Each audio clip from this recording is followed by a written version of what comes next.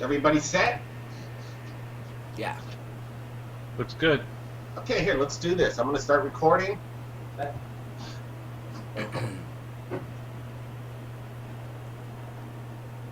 Welcome back to Third Phase of Moon. My name's Blake Cousins, and we're live via Google Plus Hangouts. It's the first time we've ever done this on YouTube, but we wanted to give it a shot, and we have special guests inviting us right now. We have Dr. J. Andy Elias.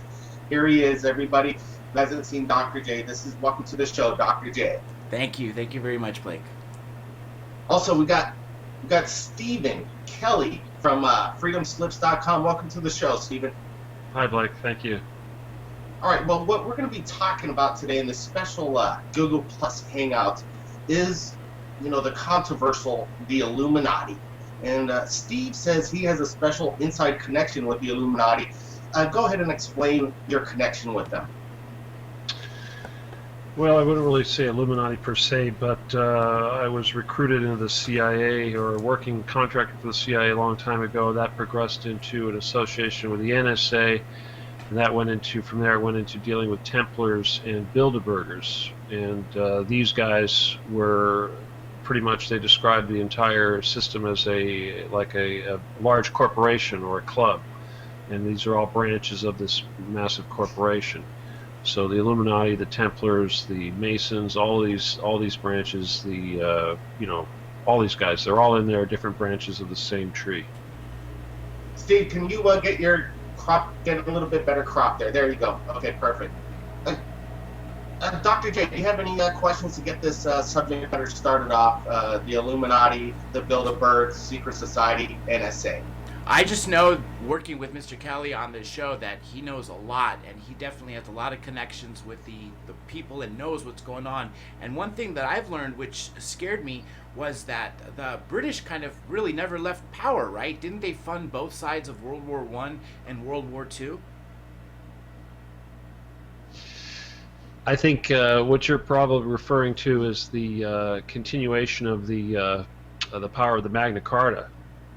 And one of the things that I learned when getting involved with the Templars was that all of these organizations that seem to be at odds with each other for various different political persuasions, technically they're all bound to cooperate via the agreement that was signed with King John back in the 1500s.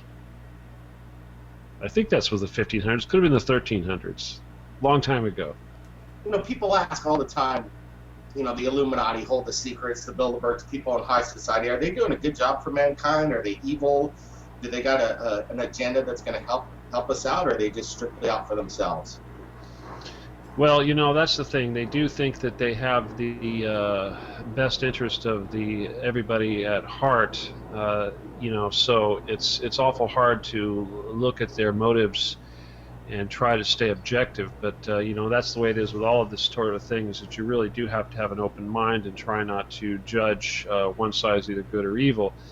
But as far as these guys are concerned, the Illuminati, certainly one of their biggest issues is the reduction of the planet's population, and of course they have some pretty wild ideas about why they think this is important. They actually feel that it's necessary to reduce the population in order for our souls to mature to the point to where we all graduate, and the overpopulation, according to their beliefs, is causing what they would call immature souls to have to be constantly constructed to basically give life to all the excess humans. And it's because of that we have a minority of old souls and a majority of immature souls that basically the idea is that we all need to catch up before we can graduate, and that's what this whole transition thing is. So obviously I don't agree with that, but according to them, they think that it's for the best health of the earth and for the population in general.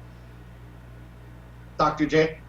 Yeah, and it's, the Georgia Guidestones right there blatantly say the Earth population should be 500 million. I mean, if it couldn't be more blatant that they want us dead, I mean, what else can there be? I mean, they're just pretty much saying right there, hey, we're going to kill you off, whether it be quickly or slowly with the poisoning of fluoride and everything else, which I know Mr. Kelly knows a lot more than that. But obviously they've had this plan in into effect for quite some time and seem to be carrying it out.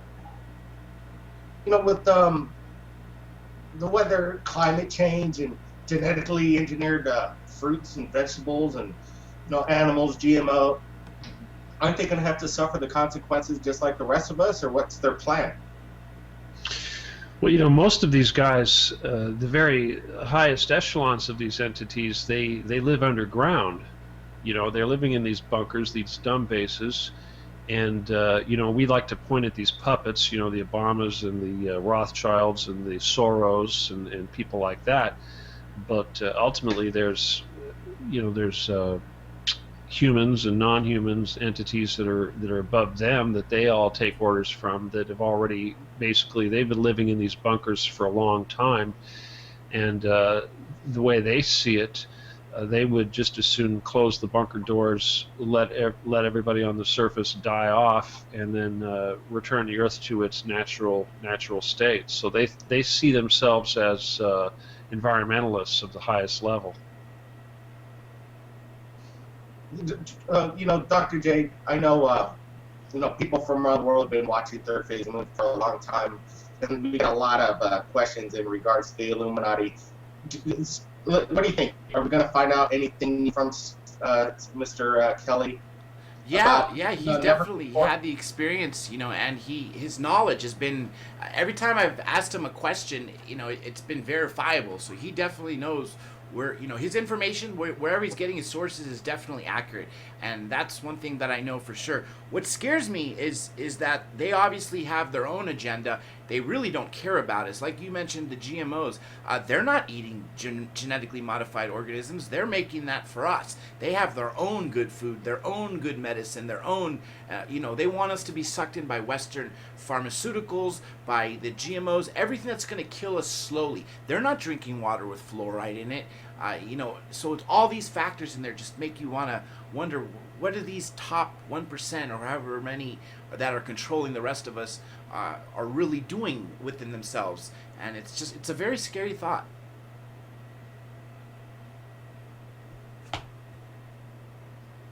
Something I want to point out, guys, and that is a technology standpoint, and we're starting to talk about radionics and scalar technology and this sort of thing. And if we look at a lot of the problems like the Fukushima radiation and some of the pollution issues that we have, the life-threatening issues here on the Earth, a lot of these issues can be overcome with this technology. And this is one of the things that they're saving from us. They can. They're probably going to try to pass themselves off as salvation when they that's Yes. kind of something like right out of the protocols. But yeah, I would expect that they will try to show themselves as being our saviors and possibly even suggest that this is alien technology, whatever. But yeah, I firmly believe they're withholding some very beneficial technology from us. Okay. All right, Mr. Kelly, hang tight for 1 second. I'd like to focus on all the alien issues, and certainly if you're going to do that, it's pretty helpful to look at the politics that basically divides these guys, and so yeah, that's a very important issue. I completely agree with you there because, one thing that I dislike about scientists, astronomers that are trying to say, okay, life exists on other planets, we think it does, but they can't get here because of the speed of light. They're trying to objectify something that can't be objectified. And that's what worries me, because you have to take everything into account. ETs are related to Illuminati, which is related to 9/11, which is related to consciousness, which is related to ascension, which is related to our souls. Everything ties in together, and I think most people disregard that part. And that's why I think it's so important that we got you on this interview, because you tie everything together, and a lot of people don't, and that's why it's important, because if you don't understand A and B, you're not going to get to C. If you're only looking at A and disregard B, you know what I mean? And that's why I think very important. Yep, you're right. You're right. Exactly. It's very important to get the big picture. Yes. And yeah, you can't focus on just a couple puzzle pieces. You got to try to put the whole puzzle together. So for sure. I agree. So I don't see Blake, but are we recording Me and right you now? still are. I'm going recording back and forth with you. He's still on speaker. Blake, you still there? So do we have to invite you into this now? Okay. Okay. Here. Yeah. Yeah. You're back in. You're back in. Okay. Cool. Should I hang up the phone? Okay. Here. You just hang it up when you're ready. I'm gonna put it on the side. He's off. Okay. We're good to go. There he is. I'm back. It might crash again, but we'll see Well, what's regardless, going on. I'll keep recording and I'll make sure whoever's talking, I have their video up. Okay, so we're good to go. Back on, John. Okay. Wait, you're off. You're off, John. Me? Yeah, I want to see your video. Right now? Well, we're discussing the politics, the alien politics a little bit, Okay. which is kind of helpful, in relationship to all this Illuminati business and whatnot. But I know, Blake, you hear me talking, and John, you hear me talking about this service to self and service to others, but that is definitely how they divide these species right down the middle. You could almost, if you want to look at it from a biblical standpoint, you could almost look at the fallen angels and the whole group getting cast out of heaven. That is the basis of your service to self entities. Obviously, that is, according to those beliefs, a 1/3 of all of the heavenly hosts, if you will. But essentially, then there's that issue of the densities, the higher level of densities, and the lower level being the humans being on the third level and the source or creator being on the highest level. And it's important to understand that when we talk about these fallen angels and whatnot, that it basically works down from these higher levels down. So when we talk about entities like Greys and reptilians and what have you, these are certainly connected to the Illuminati. They're certainly connected to the fallen angel types, Lucifer, if you will. But there are multiple levels of density below. So, and if you were to look at the humans here on Earth and the organizations, the negative organizations on Earth, like the Illuminati and some of these satanic organizations, ultimately they report to the higher level densities, which typically are going to be these reptilians or reptoids, Dracos, if you will. And we don't really look too much above those guys, but if you continue to follow the path to the top of the pyramid, per se, you're going to find that all of these entities are essentially demonic persuasion, and you're gonna work your way back to Lucifer or Satan.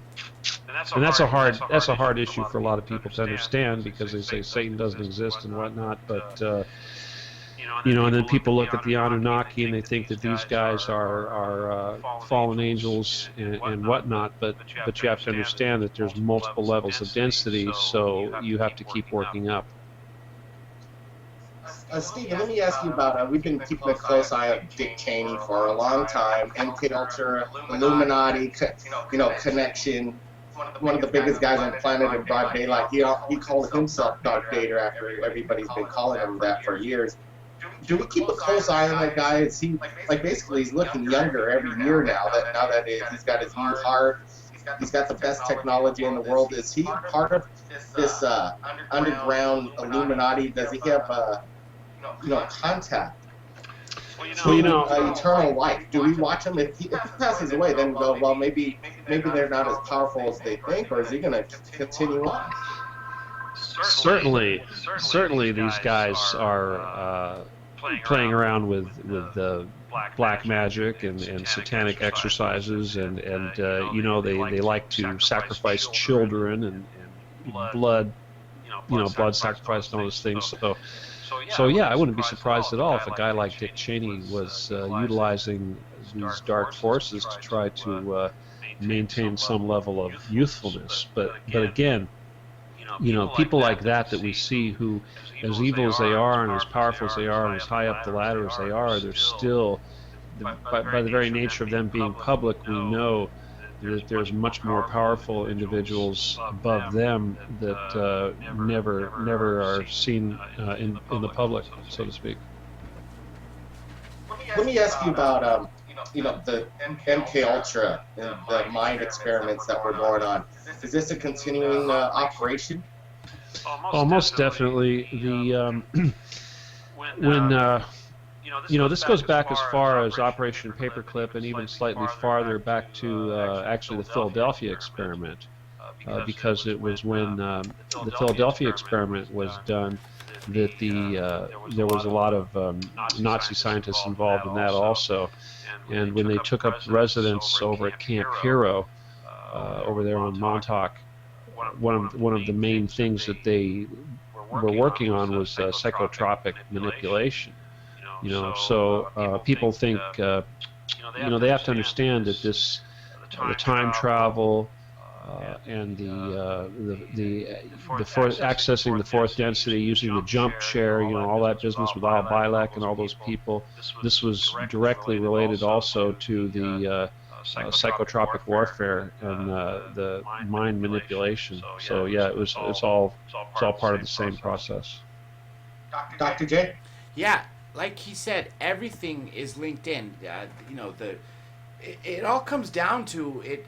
They're taking orders from the higher race, the reptilian, the Draco reptilian. At least that's what I believe, based on what Mr. Kelly's told me and what I've heard from several other people. And one thing I'd like to add, which Mr. Kelly definitely knows about this, is Dick Cheney and all the Bilderbergers. They do these rituals where they sacrifice. Well, Aleister Crowley, right? There's rumors that George H.W. Bush's wife, so the Mama Bush, whatever her first name, Barbara Bush, is actually Aleister Crowley's daughter. Now, is that verifiable or not? I don't know. But what I can tell you is that Jack Parsons was Aleister Crowley's protege. Okay, Jack Parsons was also best friends with L. Ron Hubbard, and they were a big part of JPL. JPL had a huge occultist sorcery club within it, and back in the early 50s, late 40s, prior to Area 51, Jack Parsons and L. Ron Hubbard were summoned to Nevada, and they were told to open a Stargate, per se, or do some demonic ritual. And regardless of what you think you're opening, whether it be a Stargate, whether it be another portal to another dimension, even if they're all the same thing, that cannot be good news. I mean, if it's not a natural gate and you're forcing one open, you're obviously using some demonic powers. So all of this together ties in one. Now, one thing I'd love to say, a remark on what Mr. Kelly said, which is so true. A lot of people are mentioning this, Satan is not real, or we made it up. Remember this: the greatest trick the devil ever pulled was convincing the world that he didn't exist. And keep that in mind, because when people are starting to say, well, Satan is more of a human thought, or it's a placebo effect, that we created him out of our own negative thinking, well, maybe we created some entities from that sense, per se, but they've always existed. And those fallen angels are continually attacking us and controlling everything. Steven? Yeah, I want to suggest, Dr. J is right. If again, you have to have an open mind, and whether or not you believe any of this personally is irrelevant. Because if you look at these entities, these rulers of the earth, they certainly do believe, and they certainly are performing these rituals, and they certainly believe that they are getting these benefits from these rituals. So whether you believe it or not doesn't mean that none of this is happening. But the main thing is that we need to try to avoid having any kind of a religious connotation attached to this, because it really has nothing to do with religion. If you look at any of this that we're talking about activities and actions and realities that have been going on now since long before our recorded history. So obviously what we call religion or dogmas that were generated during our time period certainly could fall very short when it comes to describing what's really going on. And I think that our own limited comprehension is also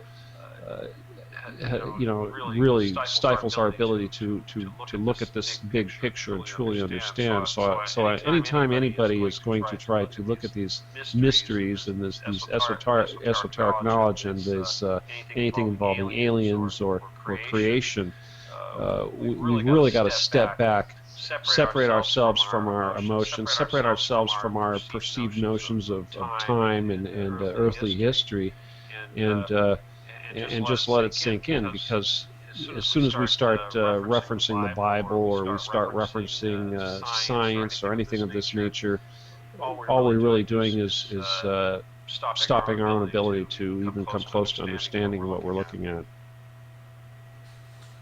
You know, one thing I want to throw in the comment is, like you mentioned with the ancient the religions, all of them seem to have commonalities. For instance, every single one of the great religions that goes back thousands of years has a great flood. So it's almost as if they all came from the same source, and each one kind of interpreted it its own way. Each culture interpreted its own way and wrote its own book, but they all sort of lead to the same thing.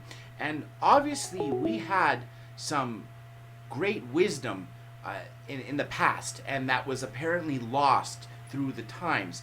And that's one thing that I think we're getting now. Now, one thing aside that we could do what we're doing already by having this information, these free flow of ideas on Revolution Radio, us talking about it, getting people to tell their stories and get the truth and keep it out of the corporate hands by keeping it a listener supported station. What else can we do to ascend ourselves? Real quick, Steve, let me just tell you, we did lose him again. Let me pause real quick. But I asked you that question so you could just pick up. Well, let him answer the first question and then keep that question in your thought.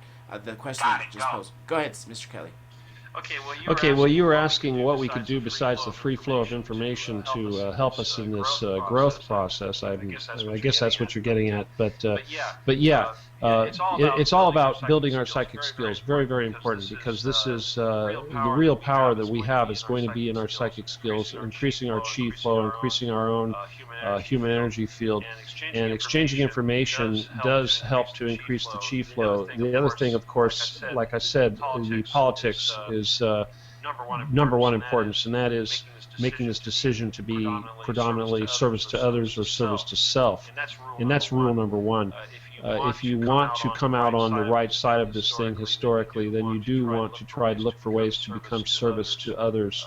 And you don't have to be 100% service to others, obviously, because there's no such thing. You're still, certainly we have to serve ourselves also. But if you can be a majority of service to others, then what happens is you actually change physically, and your energy field changes, and this gives you certain amounts of protection, and this gives you certain abilities and talents and skills that are going to come in very, very handy in the future. And this is a great way to develop your psychic powers. So that's what I really want to see everyone do, is wake up their chi flow, wake up their psychic powers, and those are the tools that we really need to move forward. Stephen, a couple days ago, we were having a radio show, and a man by the name of Tony Marino called in, and he claims that he was the head of Majestic 12 program, and he's basically in charge of 6.7 billion people on the planet, and he wanted us to ask him any question that he wanted. He felt like he's in a good mood, and he reached out to Third Phase, and we got a lot of people saying and claiming this guy doesn't know what he's talking about. He sent us some documents claiming that here's this presidential order that he's above any national security, and he could do whatever he wants and have immunity from it. I'm not sure if you listened to that radio show, but have you ever had a contact with the Majestic 12? Well, first of all, if it's the same Tony Marino I'm thinking of, he's a chiropractor that's based in Australia, I believe. And I know that he's been doing some of the speaking tours, but that's the first I heard that he's made any claims of that nature. But Majestic 12, of course, goes back to the organization set up by Rockefeller in response to the Roswell incident at the request of Eisenhower, I believe. So that is really bizarre connection there. That's the first I've heard of that. Well, he claims that the problem with society right now in releasing disclosure of alien existence is that there's the religion factor, and the world wouldn't be able to take it and it'd go into a downward spiral. Do you think that this is the case, or can humanity handle the truth? I think that that is very much a factor, and I, I mean, as we anytime anybody gets exposed to this issue, this alien issue, the first thing they've got to do is go back to square one and reevaluate. And certainly, your religious beliefs and belief systems immediately have to be reevaluated. But it's not just that. Obviously, you've got to look at everything you've learned in history about history, politics, and beyond. So certainly, obviously, your foundations of your belief systems based on religious dogma, then that's going to go out the window. But that's why when I tell people that once you get exposed to this information, that it's so critical to develop an open mind and to learn how to not judge, because that's the thing, is that I do think that a person's spirituality, not necessarily a religion per se, but a spiritual belief system can offer an anchor.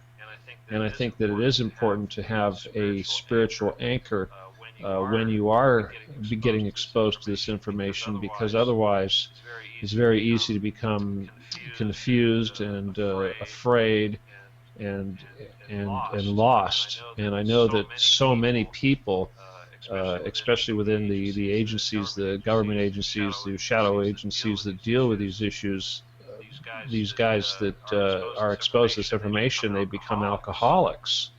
This is very common. The people I've been dealing with, these Bilderberger types, they, once you learn about these alien threats and the mortality of our existence here on the Earth,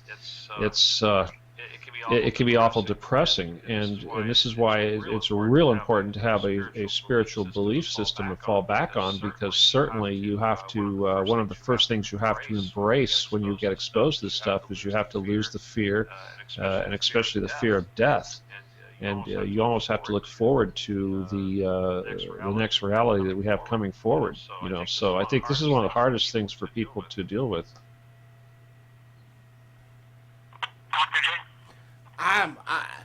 Well, with regards to Mr. Moreno, my take on that. Those documents don't add up. His story doesn't add up.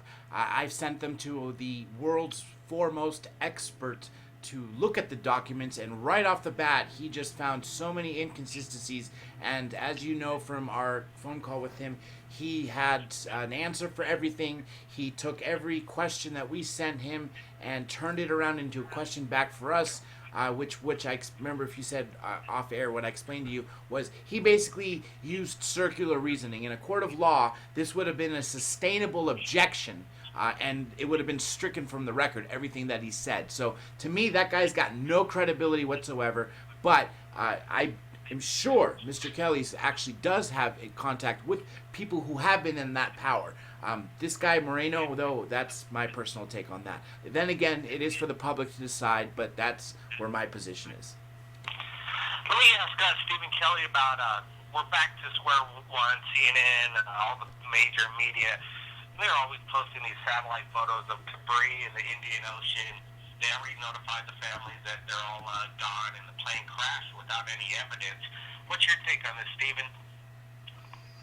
Steve, can you move up? I'm sorry, I didn't really hear that too well, but Dr. J, could you ask me that question again? Can you move up a little bit, because I just got your chin down. There we go. Sorry. Okay, Blake, can you repeat it one more time so I could ask it? Absolutely. Basically, CNN and the major media, they're always shoving these photos down our throat, basically, of debris in the water in the Indian Ocean. The Malaysian government told the families that their family members are all gone and the plane crashed without a single shred of evidence. What's your take on that, Steve? I believe that the debris that they're finding was planted very recently, and I'm leaning very closely to this being the Sandy Hook of air disasters. I think that a lot of the people we saw in Beijing claiming to be relatives, I think these were crisis actors. So again, I'm not going to set on my opinion on any one specific scenario, but it's very possible that the plane was hijacked and moved to Diego Garcia.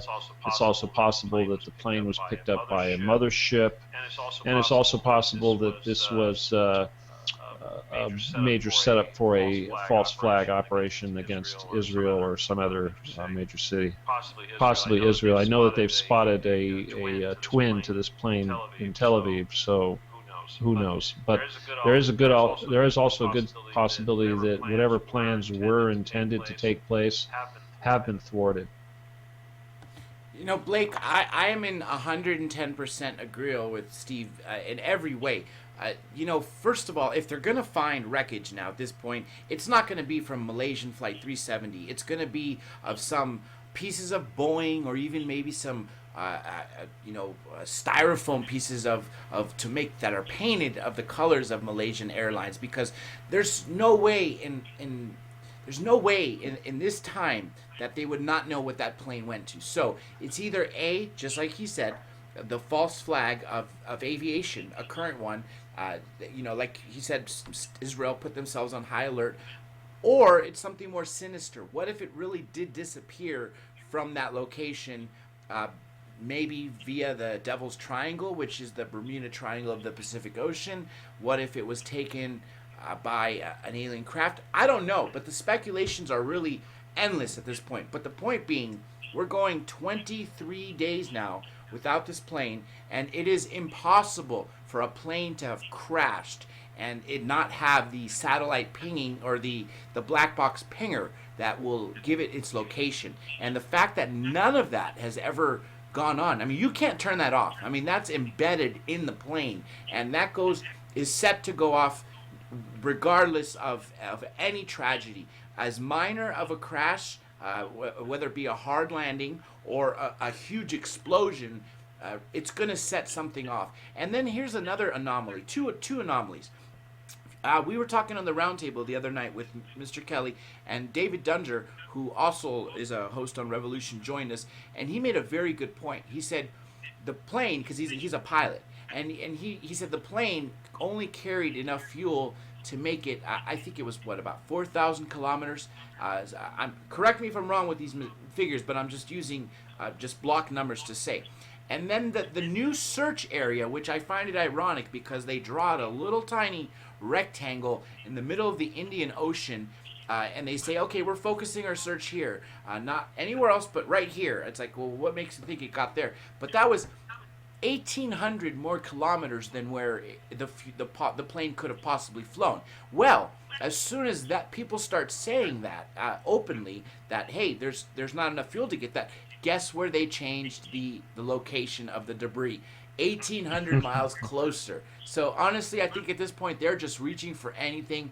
I think sadly the U.S. government does know what happened, whether it be because they've been watching it via satellite and saw it being intercepted by a craft, or saw it being, taking a hard turn and maybe landing, or maybe because they were involved with it by having their own pilots land it somewhere to use for a future 9/11 and something else, or God knows what. But the problem is what we're hearing in the mainstream media is definitely not the truth, and I think people want closure. I mean, this story is still on 24/7 on CNN, and it's not going to end until they give an answer. The family wants answers, and the answers are only going to come when people actually see some sort of debris. And I think that's what's going to happen. They're going to have planted debris, and it's going to give people the answers, but they're not going to be the right answers.